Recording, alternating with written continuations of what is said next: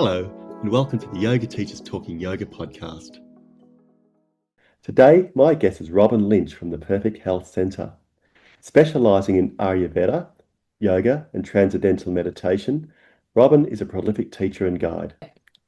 Perfect Health Centre truly embraces living from a place of empowered wellness, including yoga, ayurveda and physiotherapy. Today, Robyn joins me from a home in central New South Wales. Good afternoon, Robyn. Good afternoon, Paul. Thank you for joining us today on our little podcast. Well done. I'm very happy to be here. I've been looking forward to this for a long time. We've had a few false starts, but it's always perfect timing. So I'm really pleased to be here and looking forward to our chat this afternoon. Thank you. Why don't you just talk about what's been going on with the program that you've developed?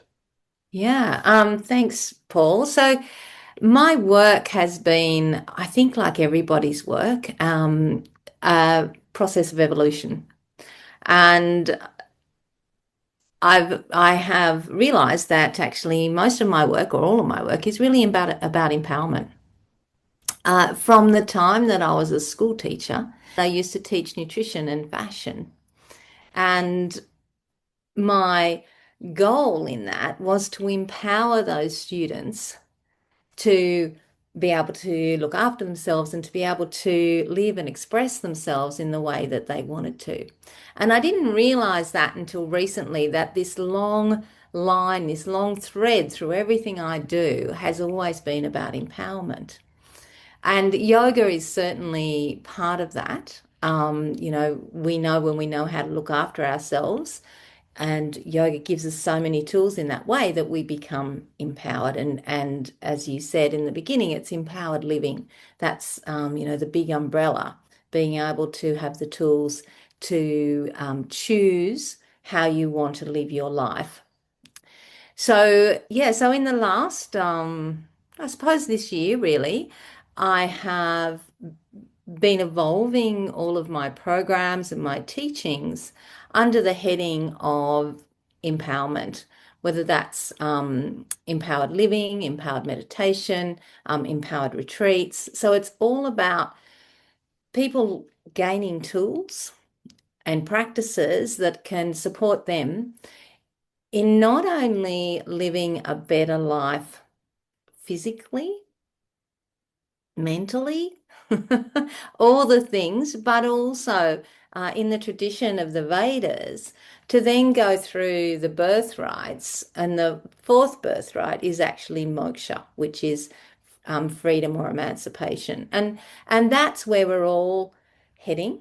And once we wake up to the path, once we realize that that's where we're heading, then it's okay, so give me some steps and tools that can support me and open up my awareness, my reframing, my aligning, to be able to get to this expanded way of living. Amazing. And there's so many arrows in the quiver for that generation of empowerment, isn't there? So we talked a little bit about that, or I mentioned them in the introduction. Yeah. Ayurveda is a key component of that. Yes, it certainly is. And I know, so, I come from this background of school teaching, and I know there's another umbrella in the Vedas. So I'm into and aligned with everything Vedic. So Vedic is the ancient wisdom that originated in India. Who knows how many thousand years ago that was? Rig Veda is the oldest known text, or Yeah, yep. So it is the oldest known text. I've just recently started studying Jyotish, which is Vedic astrology. And they were talking about, I was learning about the Rig Veda. So there are four Vedas, four sorts, and Veda means science. So four of these texts, and the Rig Veda, he was saying about it being first connected with or connected to 21,000 BC. So, we're talking a really long time ago. And I always think, look, if we're talking that long ago, who knows? Like really, it's probably as old as people, as humans, on this earth. Um, so the empowerment definitely comes from this Vedic wisdom. It is there. So I mentioned the birthrights before.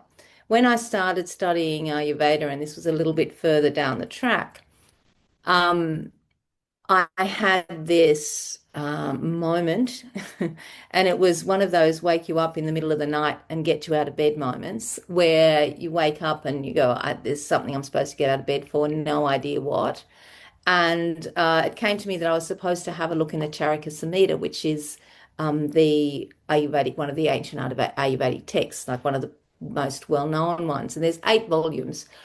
And I have it, and at that stage I hadn't really got into it. It was just sitting beautifully on the bookshelf.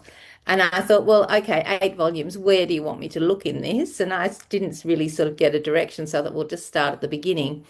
And as I was reading it, at 2 o'clock in the morning, and I'm reading through this text, and there was a sentence that stuck out to me that has stuck with me, and it was Ayurveda came about because people weren't living long enough and weren't intelligent enough to attain the 4 birthrights. And so Ayurveda is the wisdom around your health. So it specifically pertains to health, all forms of health, every sort of health we have, but it's about health. And so there was this realization that, hang on, we're not getting to moksha. So the 4 birthrights are dharma, artha, karma, and moksha. We're not getting to moksha. And so, in the book, in Charaka, it says, then they went to Lord Indra and they took this to Lord Indra and said, this is the problem. And so then they came up with this whole system of knowledge called Ayurveda, that they gave to humans so that they could live longer, live better, be clearer, and get to that stage of moksha at some lifetime. Yeah, so there's the Vedas, I suppose, Ayurveda in particular, because that was where I went first, after the yoga. Yeah, it really directed me towards empowerment. Yeah. This is an interview about you, and we're talking about your yoga journey. But if you could just pause for a second, I'd just love to know a bit more about the Ayurveda. So, how old do you think it might be in terms of of system, wisdom of health, in terms of Vedas and Okay, so look, again, it's I always like Ayurveda never really started and will never end, because this knowledge, Ayurveda is the science of life, or it's also called the knowledge of living. So this knowledge never started, it will never finish. It doesn't change, it remains the same all the time. Our access to it and probably the formalizing of it dates back to 7,000 BC, but whether or not that is accurate is an unknown. It's just not known whether that's accurate or whether it would go back further. And, after, as I mentioned, the Rig Veda going back to 21,000, I think we're just going to find out as time goes on. But the first records that they talk about are in 7,000 BC. So, and I remember hearing, I think it was Dr. Vasant Lad who said, 7,000 BC, 20,000 BC, like really, because this knowledge is knowledge that is available to everyone. And there is a time when I was doing my Ayurveda training, and this is really stands out to me, when we were learning it, moreover, with the doctor, and he was going through all this stuff, and there's a lot of Sanskrit, and I think, and we're at this immersion for 21 days, and we're there every day, from 8 till 6, Mm. and he was there lecturing, Indian accent, and a lot of Sanskrit.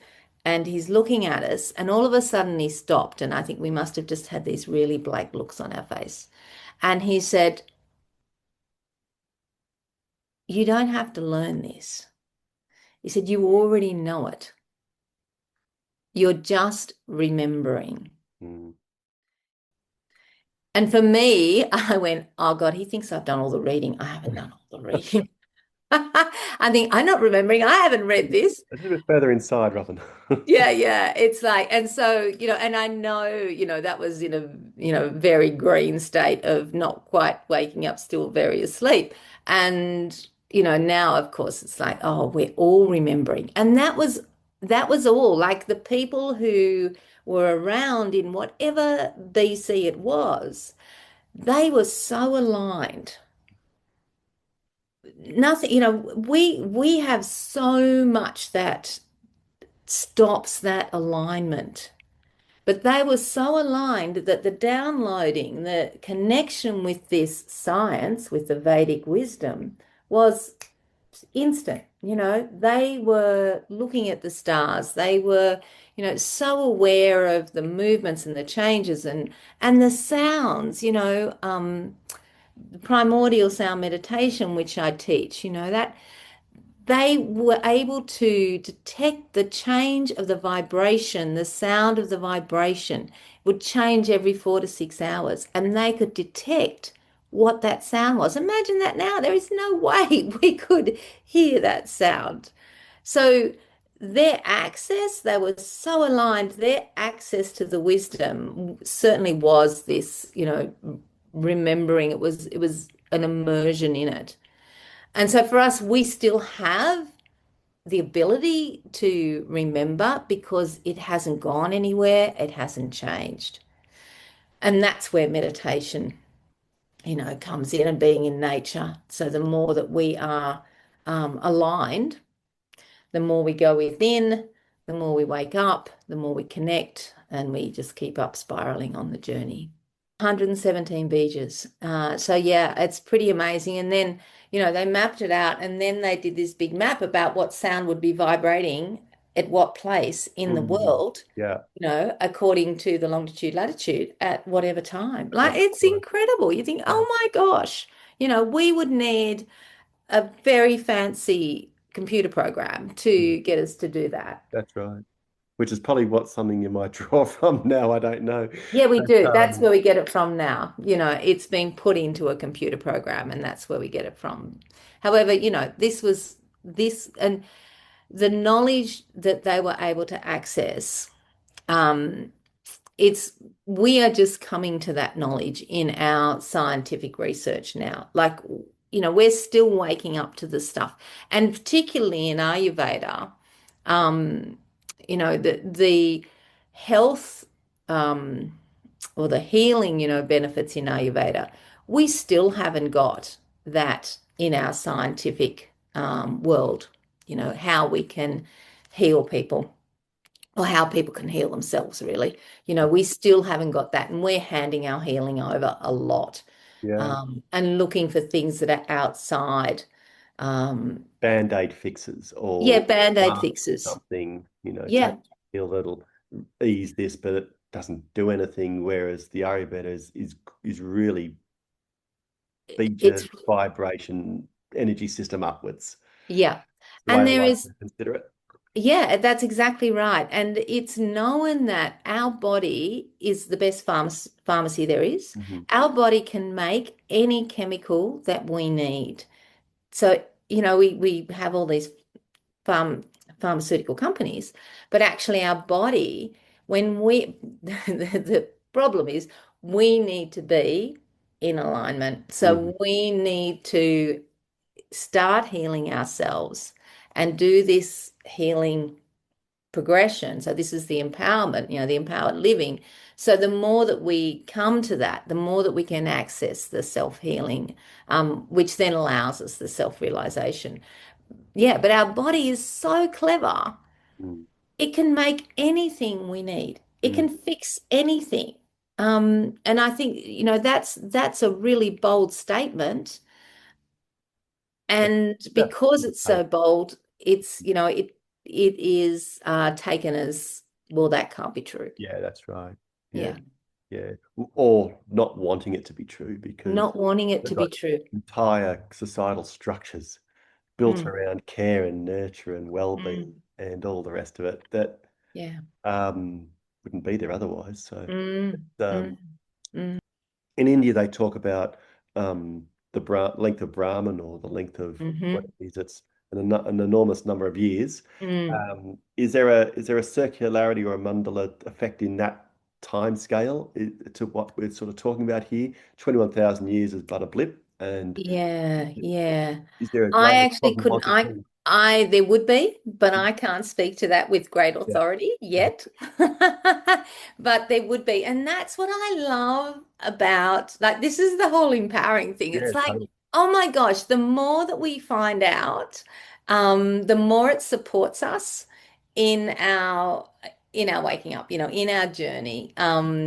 Yeah, and it just guides us. And it Mm, goes, and just like you said, 21,000 years is a blip. It's like, there's going to be 200,000 years, and then there'll be the next bit, and then there'll be, these four quadrants or these four circles. But um, yes, so I can't speak to that with wisdom at this stage. However, in time, the totally. more I study, and I think for me, yoga was definitely the entry point.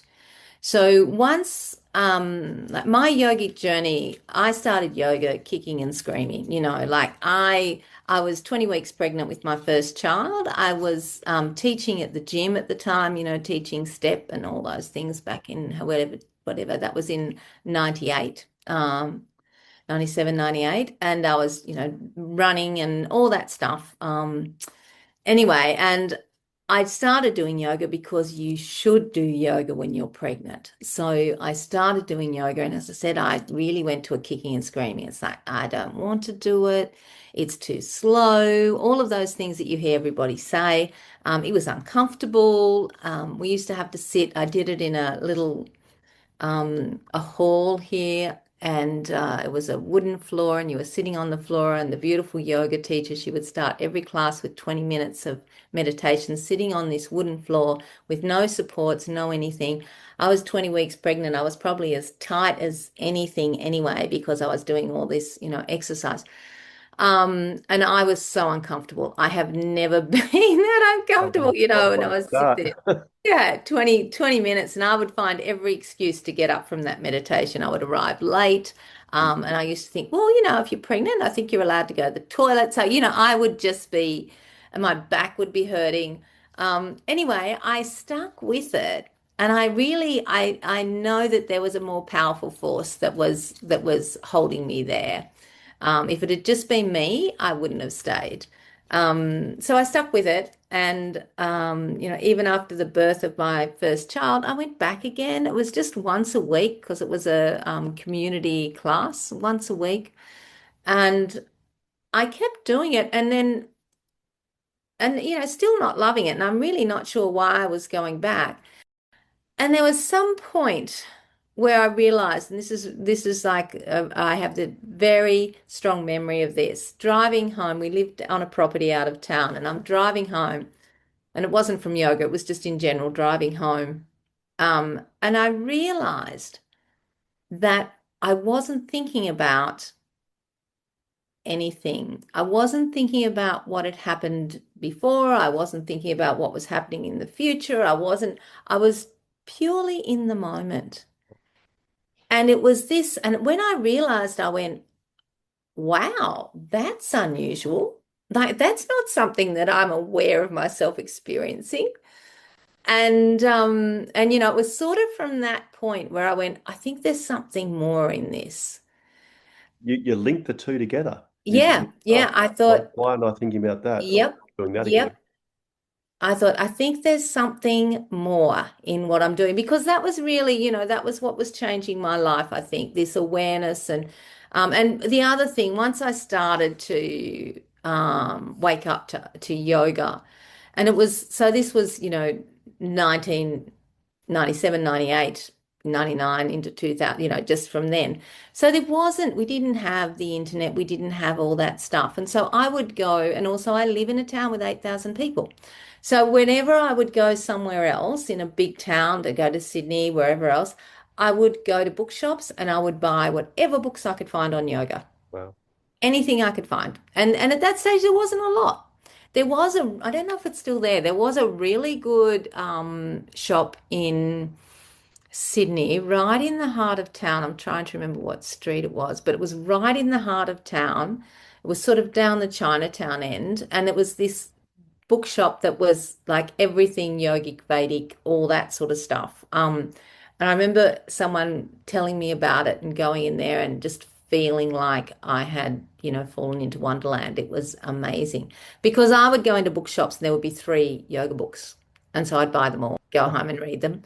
Yeah. And actually, because I was doing this yoga and she was a beautiful yoga teacher, it was very basic yoga.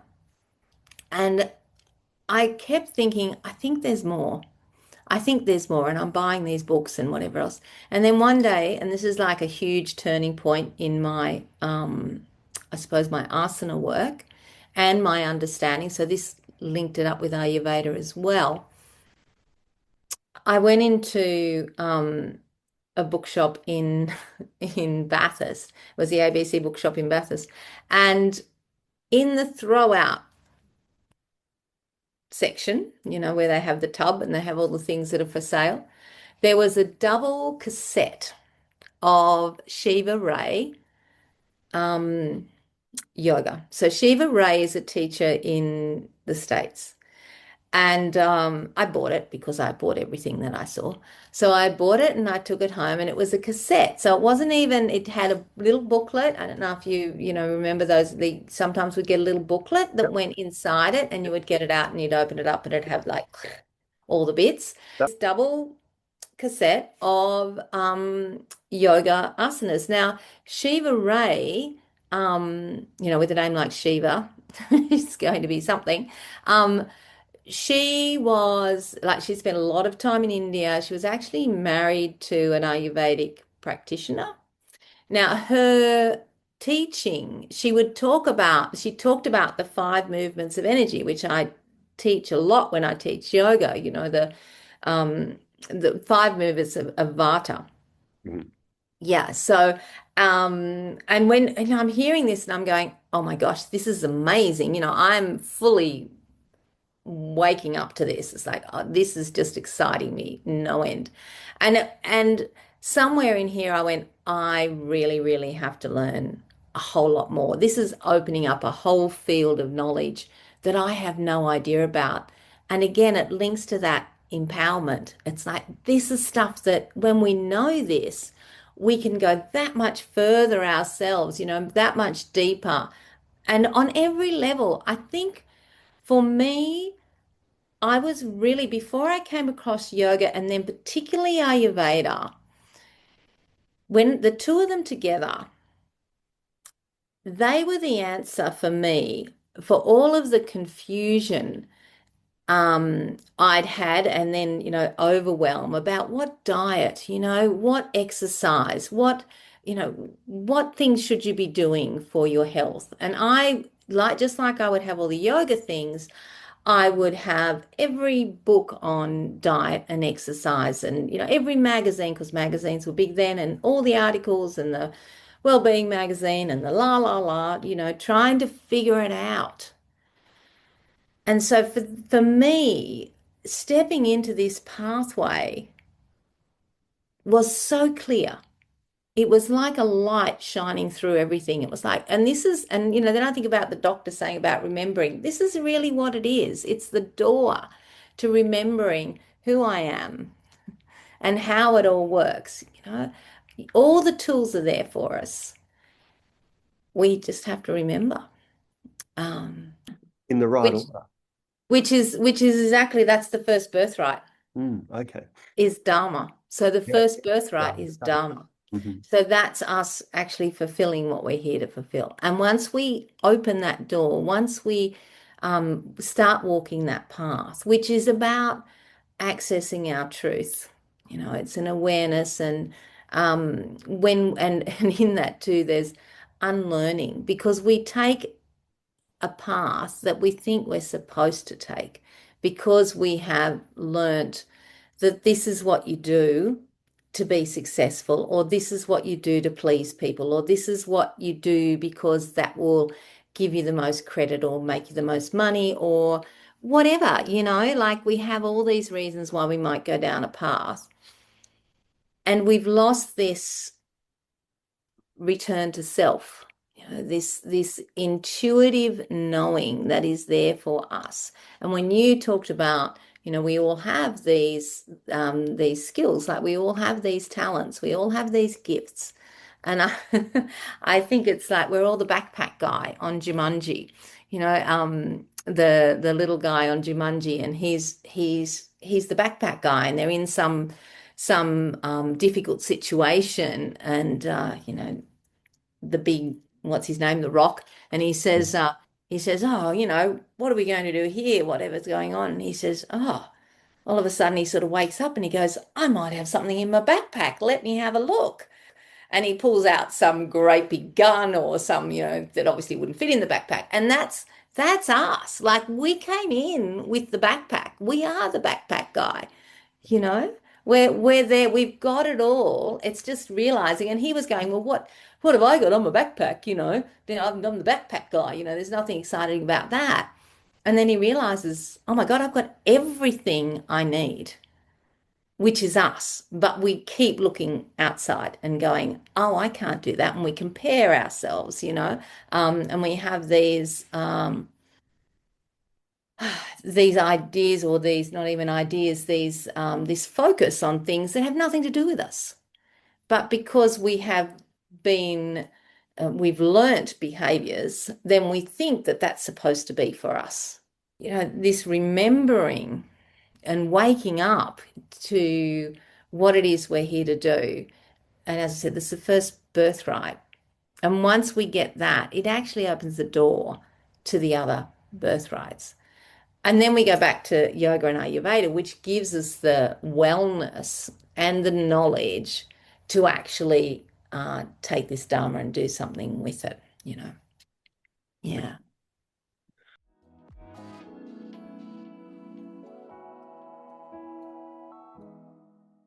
Did you think in 97, 98, when you were a gym instructor Yeah. trying to do this yoga, uh, was it a bit of a stigma back then, or was it an easy access? You didn't enjoy it. You were 20 weeks pregnant. I got, but was it stigmatic in To terms be of doing the way yoga? it is now, or less so, or Um, not really a stigma. hmm No, not really a stigma. However, in saying that, yeah, probably a bit of a stigma actually, but in saying that, I came into Cowra, so as I said, a town of 8,000 hmm people, as a nutrition and fashion teacher in a Catholic school. So I came here and I came here in 92, and I did my yoga teacher training in 2003, 4. So I've been teaching in the school for all that time. mm, Um, and I often think that the reason my yoga practice was successful is because I was a teacher in mm, a Catholic school. And okay. so that took the stigma away from it. That was a thing that they already knew me. And I think if I'd come into town in, a batik skirt with tattoos and dangly bells, I don't know, It would you not have know, been happening. yeah. So very acceptable. And it made it very, very simple for me to do that, so that people were happy to come and be in my classes. Like it was very simple. Um, yeah. So, and now I mean, now it's across the board and it doesn't matter. But certainly for a long time, I was the only yoga center. We'd had, as I said, we'd had the yoga teacher doing the community classes. And yeah, so people were aware, but it certainly didn't have a big take on, not like the gym. Just the teaching background helps that, do Mm, you think? mm. Yeah, certainly, the simplification is actually one of my superpowers. And the Jyotish that I was talking about earlier, when you look at my Jyotish chart, I can't be anything but a teacher. I am a teacher. I am a teacher, and my particular areas are breaking things down and simplifying it and helping people to understand. That's really what I do. And then I have another particular area which makes me question and also aligns me with cosmic knowledge. So I will be interested in things like ayurveda, like Vedic wisdom, like religion or spirituality. So I have all these it's like a perfect storm of skill set, like my backpack. It's all this stuff. And so for me, I know that the key for me is being able to distill the wisdom so that people can access it. And it is really, really, I really get such a reward. Like it for me, it's fulfillment, complete fulfillment when people get the knowledge and they're able to implement it and it changes their lives. Magnificent. That's it. Love it. And yeah, and even like when I was teaching in the schools, it would be the same thing. I can see when I look at someone's face, have you got it or you haven't got it? And if they haven't got it, I go, okay, I need to do this a different way. How can I do it a different way? And yeah, that is my superpower. It's one of my superpowers is that I can break it down and I can share it in a way so that people can access it. And I think that that is really, really important right now because there's so much knowledge and so much information that's being shared. Um, and people don't know where to start. Yeah. And it's there for everyone, isn't it? Like we've all got access to that. And for me, it's the great unlearning that's really big in allowing yourself to connect with whatever it is, because we try and fit into whatever box we thought we were supposed to squeeze into. And it's unlearning all of that and going, hang on, I already know. I already know. Let me just drop off a few of these layers that I've been collecting over the years, and then this will come out. And it's okay to choose that. Yeah. It's perfectly okay to choose that. Yeah.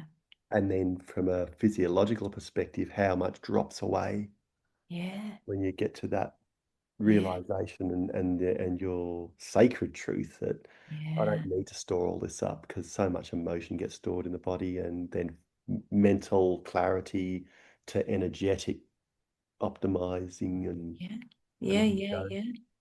My All of yeah, I love that. And I'm just thinking, how it blocks the energy channels that we have Mhm. 72,000 energy channels that travel across our Yeah, body. yeah, Not to mention the toric field and all that stuff, but and so when we have that blockage, that contraction, then these get blocked. Yeah. And it's so fascinating, isn't it? It's so yeah, great. yeah. The last program that I just finished teaching was called The Empowered Meditator. And so I'm trained in primordial sound meditation, which is a transcendental meditation. And that really has served me really, really well. And I bring that in when I do, other courses.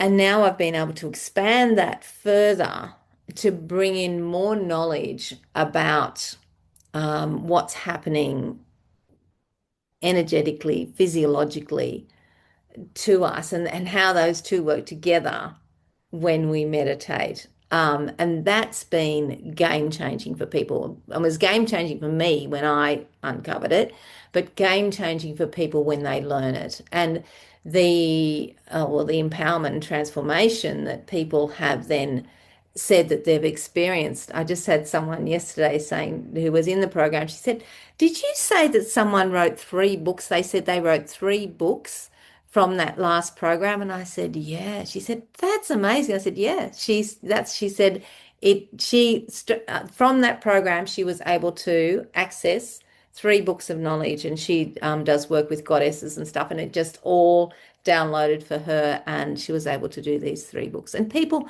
like, there was so much. People are telling me that someone else said, "Oh, I manifested a new car." I like it was incredible healings.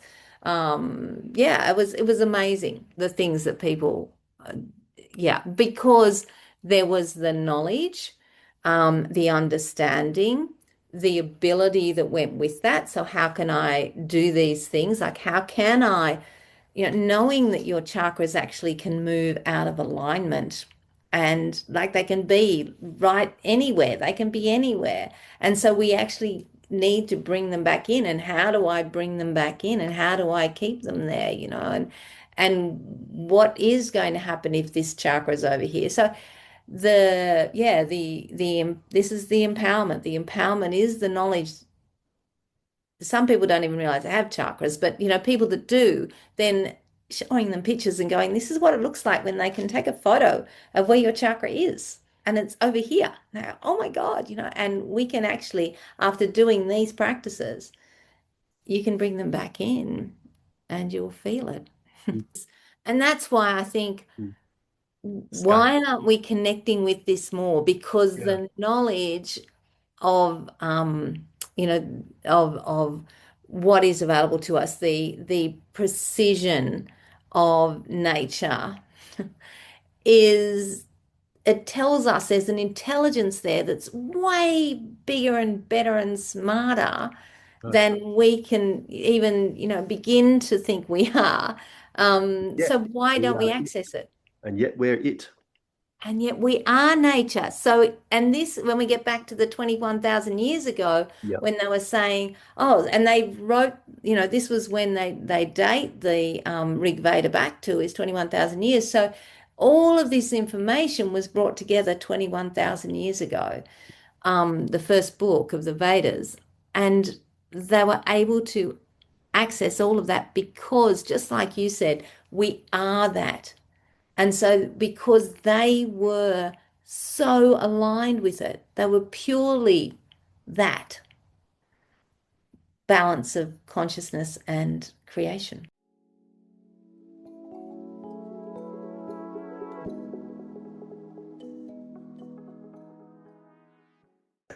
So how did Ayurveda come to pass? You talked about yoga and the curiosities of Mm. yoga, and yoga Mm. opened these doors. Did that Ayurvedic curiosities develop quickly, or was that something that was always sort of in Yeah. you anyway? Or Well, Ayurveda, this is part of the starting on the path. Take one step towards it and see if you support it. So really, once I took the step towards yoga, and I started teaching yoga, and there was a point here, and this is a real changing point in my life. So I'd done the yoga teacher training with IYTA. YTTA, which is Yep. how I met you. Yes, You did that's two right. sessions of Ayurveda with us in Yep. 2021 when I was studying it. Yeah. So I'd done my yoga teacher training. I was never going to teach yoga. Never. It was purely for my own learning. Because I am a learner, I like knowledge. So, and then there was a woman in town who was teaching Pilates back then as well, which is, pre-Pilates now, physiotherapist who was teaching Pilates, and she had to stop teaching. And so she asked if I would come and teach in her practice. And I went, oh, I really wasn't going to teach and da da da. But she was a friend, and her life was turning upside down, and everything was going to shit. And so I said, oh, all right, I'll come and teach. I'll run something. Okay. So I started teaching, and then her life really went to shit, and she had to close her practice. And I was halfway through teaching, or I was going to be halfway through teaching this program, like however many weeks it was, when she was going to be actually closing the doors. So I had to find somewhere else to go and teach yoga. And I went around to, places to see if I could hire a room by the hour, and it was just so expensive. She found these rooms that I could rent for $135 a week. And I could have all these rooms. I ended up with like 4 rooms that I just was able to knock the walls out and have this great, it was amazing, like $135 a week. And so at the time I was still teaching, and I thought, Knocking walls out. I know, it was amazing. Like it was like you can do whatever you like. The guy that owned it, beautiful George the grocer, he I went and saw him and he said, "Do whatever you like, Robyn. Like whatever you want. Doesn't matter. I don't mind. Do whatever you want. You can do whatever you want. You can." So I did. And I spent like school holidays. I had a friend who was a builder and he came in with me and we knocked out walls and we made sure we left the bits that we needed to and painted and da da da. And then I opened up this studio. But it was I was teaching, school teaching, and I had to decide because then I went, oh, well, I'm actually starting a business. So am I going to teach or am I going to start a business? And then things were getting so squeezy at school. So I was not empowered as a school teacher. I had to fit into a box. I don't fit into boxes very well. So, so it actually was great because, I tell the story that I used to actually be in the principal's office more than the kids getting into trouble for things that and they'd say, you did this. And I go, really? Is that an issue? Like, can I not do that? And no, well, you have to ask this person and that person. I'm going, oh, for heaven's sakes. Like, anyway, so I would be in there getting in trouble. And I just went, you know what? I did take 12 months leave. I didn't completely leave. I took 12 months leave and went, I'm going to try this. And I did feel when I first started that studio, I felt like I had jumped off into the abyss without a parachute. I thought, holy smokes, what am I doing? I have no idea. Anyway, so I did it. And 2 weeks into that, because I'd been at the point where I was doubting my ability as a teacher because I was in trouble so much. And I went in there and I was teaching, and 2 weeks in, same sort of thing as driving home, I went, I'm actually a really good teacher. And it was, again, it was this awareness thing, and it wasn't the ego. This was like, I'm actually a really good teacher. Something else is saying that. Yeah, yeah, that's right. Something else is saying that. Like, and I went, oh, okay, so this, and I'm enjoying it. This is great. I'm loving this. So, straight away, I sort of went, okay, so this is what I'm going to be doing. I'm going to be doing this. So then I thought, hang on, I'm living in a small country town. I am not going to be able to make enough money teaching yoga in a small country town because, this was 2005 Hmm. and yoga hadn't really hit the straps yet. And I'm in a town of 8,000 people, country town. So I thought I have to do something else. And I kept thinking, what am I going to do? And people say, do massage. I'm going to do massage. Do hypnotherapy. A doctor friend of mine said, do hypnotherapy and I'll send all my smokers to you. And I went, no, I don't think I want to do that. Anyway, I went on this retreat, and this is pretty funny because it was a raw food retreat. And while I was there, my tummy blew up huge because of all the raw food. Like Ayurveda just goes, you need to cook your food. And while I was there, I was experiencing this. So it wasn't about Ayurveda. However, the woman who was running it brought in an Ayurvedic practitioner who did 90 minutes on Ayurveda. I hadn't heard of it. I had no idea what it was. She did this 90-minute session where we did a head massage and we did a dosha quiz. And I went, that's what I want to do. I didn't know what it was. No idea. No idea. And I said to her, I was there for 4 or 5 days or something. I said, do you have any books or anything that I could read? Anyway, so she brought me some books and then I had a chat to her at the end and she said, now, if you're going to study this, don't study it this again. This was 2000 and, 6 probably. Don't start. No, it was 2005 because I started studying in 2006. She said, don't study it with anyone in Australia. She said, you need to study it with this doctor in New Zealand, la la la. He's an Indian doctor, blah, blah, blah. Anyway, and so I just then took a step towards it and I was supported. I couldn't say it. I couldn't spell it. I had no idea what it was, but I knew this was what I had to do. Wow. And that was it. My learning, I remember the first session, we used to go down to Melbourne. I used to go down to Melbourne. It was every 2 months because, of course, we didn't have all of this and you did it all face to face. Every 2 months, you'd go down to Melbourne and you'd spend a weekend with him and he would have all the modules and you'd have the modules and you'd be going through them. I turned up. I'd driven from here to Canberra, hopped on a plane. So I must have left here at about maybe 3 o'clock in the morning, hopped on a plane, flew down to Melbourne, got a cab to where it was at, had to find my way, la la la. Turned up 20 minutes late. It had already started. And as I said, he was like an Indian accent, really strong. I was so vata aggravated. He's talking, he could have been talking Martian. I had no idea what he was saying. So much, Sanskrit. I'm just going, I have absolutely no idea what he's talking about. And I was thinking to myself, how am I going to learn this when I can't even understand what he's saying? And then we went and had morning tea, and he was making chai and showing us how to make chai and talking about all the herbs. And again, I'm thinking, oh my God, this is tea? I hate tea. I'm drinking short blacks, you know. I I'm so far removed from all this Ayurveda stuff. I've got no idea. Like, I'm so green. And anyway, so he's doing it and he's talking about all this. And then he puts in milk and I go, oh, and sugar. And I go, ugh. So this is not going to be. And I'm thinking, how am I going to get rid of this cup of chai without anyone noticing? Or, like, how am I going to make my way through this? Anyway, he hands over the chai and I have some and I go, oh, it's just really, really good. It's really great. And then what happened next? And we went back in. He started talking and I could understand what he was saying. So, anyone that knows about Ayurveda, my Vata was like off the Richter scale. We had this warm, spiced, grounding drink. I was completely, back in myself. Mm. It was And crazy. receptive. And receptive again.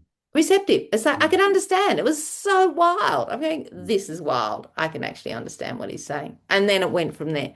But Yeah. yeah, there was so many points where I have no idea what this is about. Even to the point where one month he said, now next time you come, you need to bring these bowls and towels and blah, blah, blah. And I'm going, someone else, what do we need to bring those for? They said, oh, well, that'll be for the massage. I went, massage? We're not doing I don't want to do massage. I had no idea what I'd signed up for. I'd get Anyway, that. but it was the thing. So the yoga, and then we marry that with the Ayurveda. And then I really went into meditation. And it's like this, pyramid of knowledge that will support you forever. It's you can dive into that and you will have everything Mm. that you need.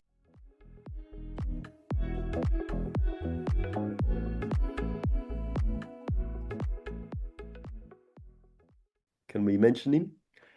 Deepak Chopra Yeah, and yeah. transcendental meditation. So, Robyn, you've also got this capacity for guiding and teaching TM, Mm. which we've done a session on, by the way. We have, yeah. And so For that. that was How did that after come I, about? what was that? How did that come about? How did Yeah, you come so across that Deepak was, Chopra?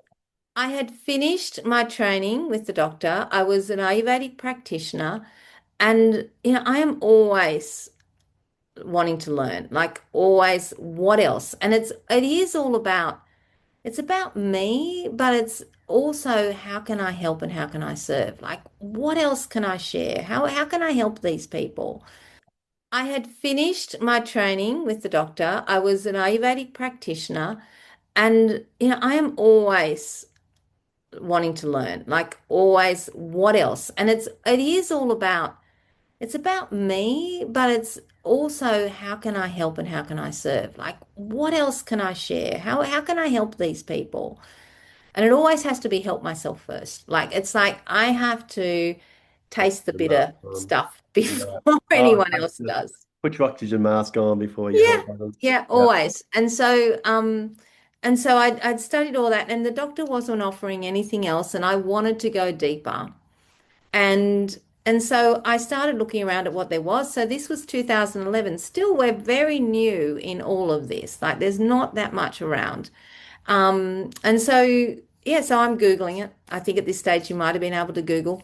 Um, and so I'm looking up what there was, and there wasn't a lot that came up, but Deepak's. So the university, Deepak's University came up. Mhm. And so I thought that looks great. I could probably do that. I applied to do, and they had an Ayurvedic course, a meditation program, and a yoga. teacher training program. And so I thought, well, I really want to do the meditation because that's the bit that I feel like I'm missing. So I applied for it and I was teaching a yoga class. I came out of the yoga class and the girl who was my receptionist at the time, she said, "Oh, there was a call for you, and it was this woman from Chopra University." And I went, "Oh my God." So it was just this doorway, and it shocked me so much that someone rang me and said, "Can I talk to you about this?" And I went, "Oh my God, of course, let's talk about it." So it was more of that take a step towards it and see if you're supported. And so I spent 2 years traveling backwards and forwards to the States. And I ended up I started with the primordial sound meditation, which is the transcendental meditation that Deepak and Dr. David Simon developed, which uses those 117 bejas and you use the sound that was resonating at the time that you were born. And that's what they thought would be so great because in transcendental meditation, which is, fabulous, there is one sound and that's the sound. And so what they thought, wouldn't it be great if you actually had the sound that was resonating when you were born and it took you back to the point, and this is the great unlearning, it took you back to the point before you'd layered all this stuff on top. And that's where you were, every time you brought in that mantra, you were going back to that point. Yeah, so that was pretty amazing. So that was the first 6 months was that. And then I thought, I might as well keep going. So then I kept going and did their yoga teacher training as well, and also did their Ayurvedic training. So it was 2 years of going backwards and forwards to the States to study. Um, and it really served me well. That meditation was the learning that took my meditation practice to to a very grounded, earthed, open as well practice. Before that, I was actually floundering and going, well, because again, it's like diets and things. There's this meditation and there's that meditation and there's this and there's do it this way and blah, blah, blah. This, I had an anchor.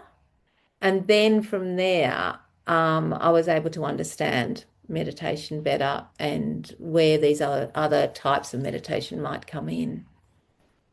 Yeah. Is it the session we did? Is that the method? Are there other derivative methods or complementing methods? It's That's the method. That is the method. That is what you Mhm, what you do. Yeah. Yeah, yeah, yeah. So and that, it's still very much the core of my meditation practice. mhm, I do teach a lot of guided meditation. So when I do the Empowered Meditators course and I bring in all these different aspects like heart coherence and energetic alignment and things like that, and I will do guided meditations to create more of whatever it is we're doing. But underpinning all of this, or always underpinning all of this, is the transcendental meditation because really that's what we're doing is we're transcending and it's having the anchor. mm, That's what it's all about, mm. having the anchor to come back to. um but I do find that through teaching, particularly this empowered meditation course that I'm teaching, that then people are able to access their meditation practice more fully and more easily. And Mm. it's the knowledge. The knowledge is empowerment. Knowledge is empowering. It is. Um, Actually, I just wanted to share this with Go on. you. One of the statements that I get a lot, and this happened again, this was a lot to do with Ayurveda, when I started teaching Ayurveda and Ayurvedic programs or doing consultations. And now it's with so much that I teach. the statement that I hear, and I think this is the blessing, is this makes so much sense. And I think that's the Vedic teaching, because this is the remembering. When we say this makes so much sense, what we're saying is, I remember. I remember. Yeah, remember and do what we're here to do. Be the backpack guy. Yeah, be the backpack guy that is willing to open the backpack up and Yeah, get get into the on in there. backpack and use all your tools. Like Yeah. they're all there. Yeah. And that's, and I definitely find that, that people, once they start, once they see it, and someone will say, they'll say something and they'll go, well, how did you find that out? Oh, well, I did this thing. And yeah, and as I said before, the biggest reward that I ever get is when people say, this makes so much sense. It's like, I go, oh, you've got it. You are there. Once you're there, like once you've got that, it's like, oh, everything else just falls into place.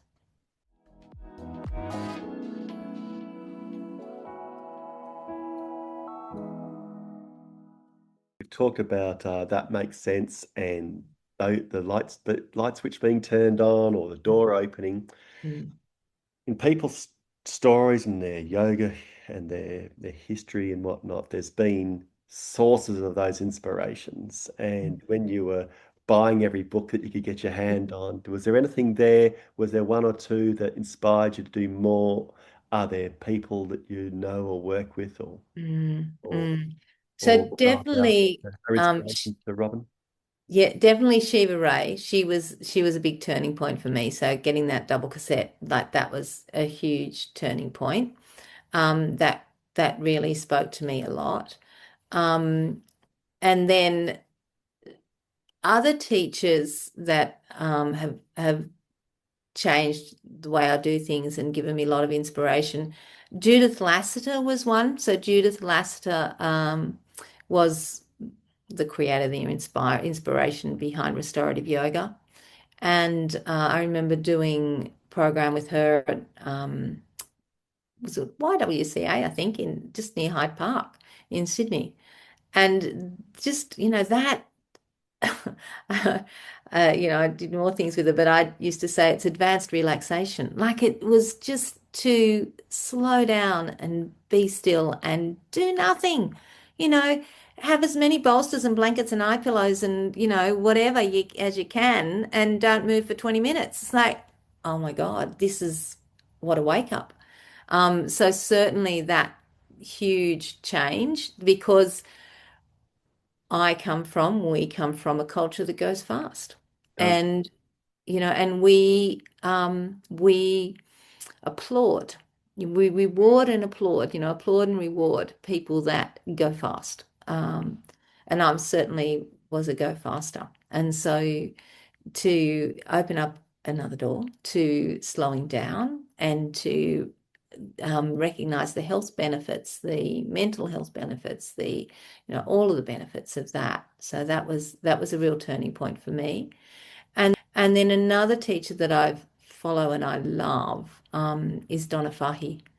So Donna Fahy is a New Zealand, based in New Zealand teacher, and again, she's very much about going slow, alignment, breath, um, and a lot of deep yogic knowledge, the wisdom that runs through us, and applying that in your everyday experiences. So yeah, she really showed me a whole other way of being a yoga teacher, that was really, yeah, really, really rewarding. So yeah, if I think about, teachers, I would say they are the three teachers that kept me moving forward. And then from there, there's people that I've come across that I enjoy, and but they're the ones that were my anchors, all in different ways. Yeah.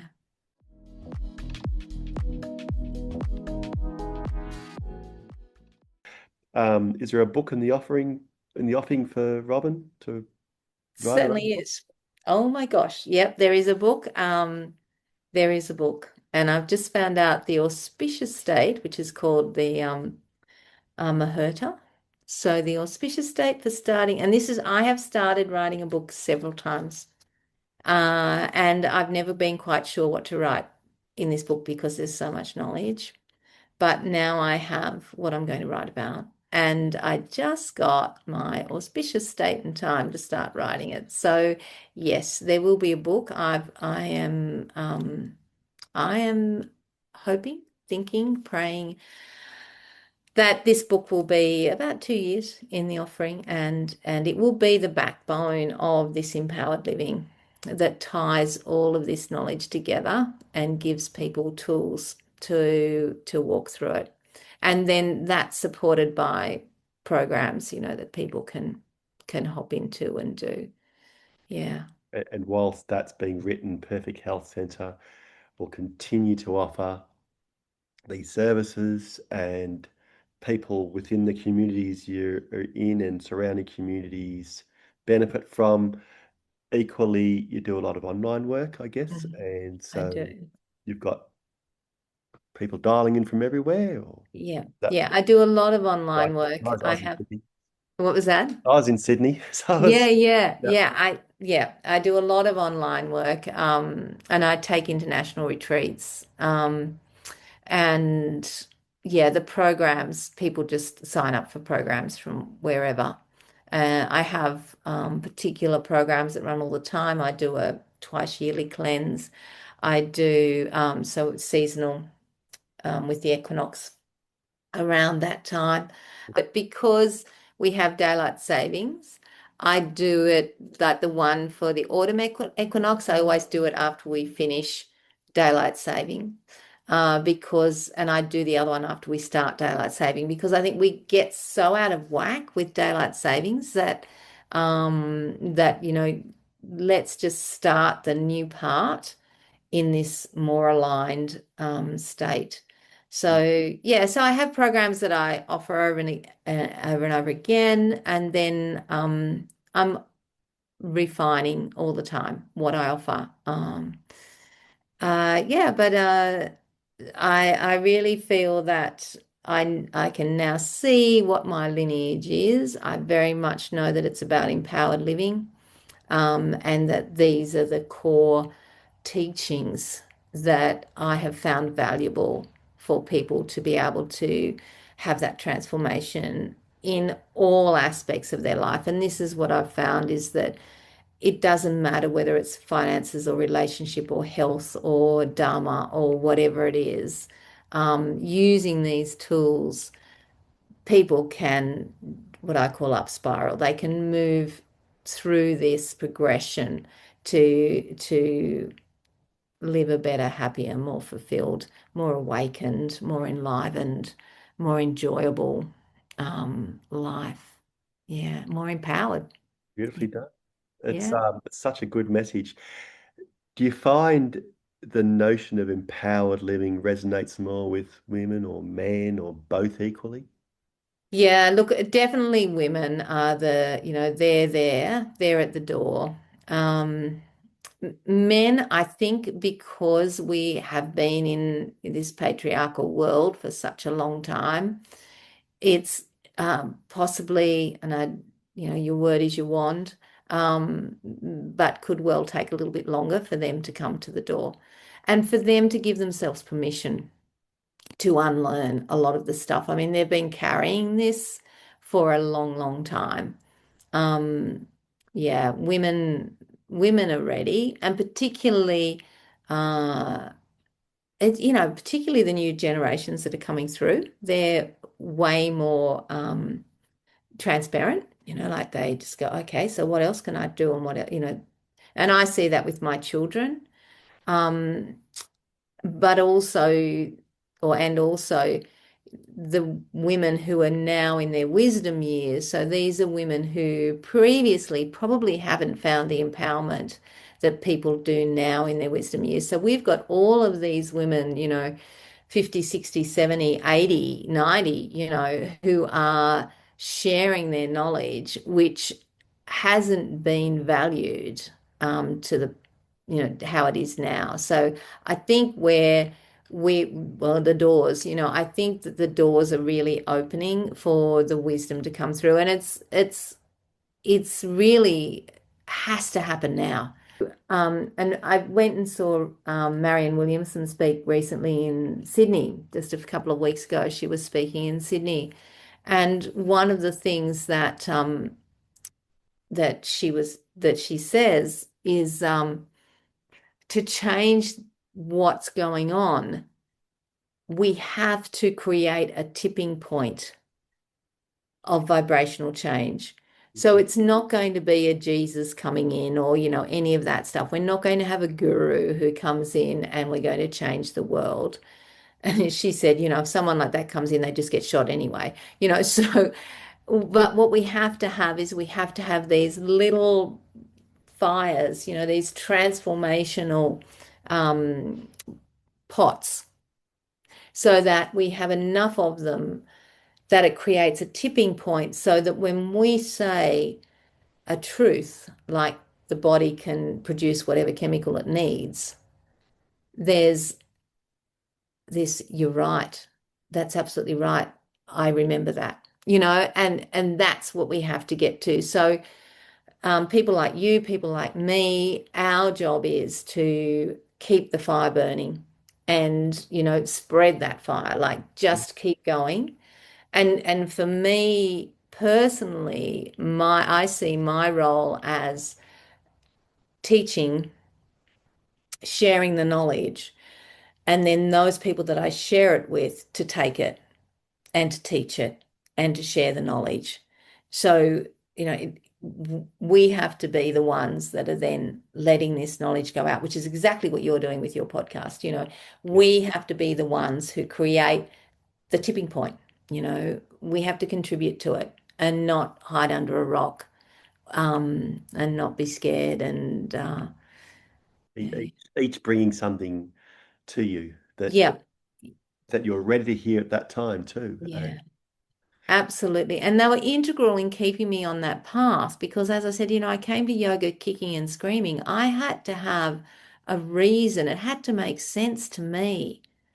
And yeah, and probably particularly at the beginning, traditional yoga didn't make sense to me. Mm. It was, I couldn't hook in because I was too fast for what was there in traditional yoga. I couldn't slow down enough to hook into it. So I had to hook into it in different ways and incrementally. In a sense, it's the starting of accepting this happens this way, and Yeah, I'll give to it, and yeah, it'll yeah, it'll, it'll never stop giving back. yeah. I think that we find that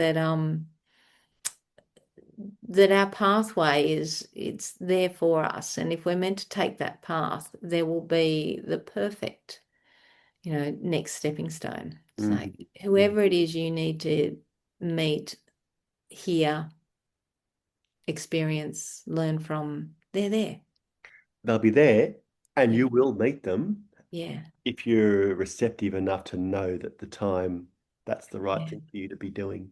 Which yeah. is, I think, you're an example of all the way along, those moments where this came to you, and now it's time to do this, and Mm, the the the professionalism I think you've brought through the way you've combined Ayurveda to yoga and TM and woven that in, and mm, you say continually refining it. It's a body of knowledge and work mm. that gives that proficiency that just says, now write me down into a book, which is what you intend to do. And I think that's going to be just lovely. And I Yeah. look forward to reading it when it comes out for Oh, sure. thanks, Paul. I look forward to reading it too when it comes out. Absolutely. And having to work out what I'm going to leave out as much as what goes in. That Mm, might be one of your challenges. I think so. Knowing so much, how do I? But your superpower was simplicity, and That's it. so rely on your superpowers, and you'll Yeah, go far. true. Yeah, yeah, Yeah. yeah, So yeah. wow, what a way! Well, I really enjoyed that, Robyn. That was Yeah. magnificent. Really enjoyed it. Thank you for being a guest on my podcast. Oh, thank you for inviting me, Paul. I really enjoyed sharing all those stories, and I also really enjoyed your input as well. So, it made what I was able to bring to the table make more sense, and your Great. questions fabulous. And So, it's all good. that Oh, was thank you, fantastic. Paul. That was great. Fantastic. Very good. Thank you so much for that.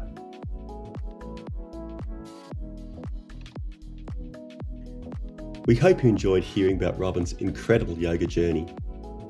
If you'd like to know more about Robyn's Ayurveda and transcendental meditation, you can visit the Perfect Health Centre website, and a link has been provided in the descriptions.